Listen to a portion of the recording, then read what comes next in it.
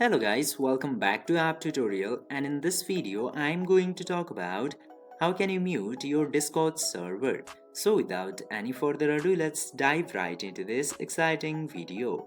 Now, in order to mute your Discord server in your PC, you just simply have to open your Discord application at very first. And after opening the Discord application, this homepage will be appeared. Now you just simply have to right click into your Discord server's profile, and then you will get to see this option of mute server.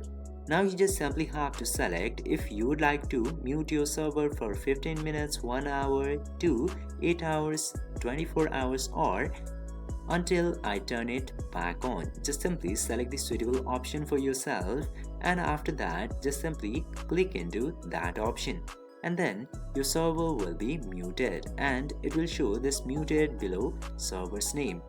I hope this video was informative for you. If yes, don't forget to like, share and subscribe to the channel to never miss another update. Thank you for watching the video.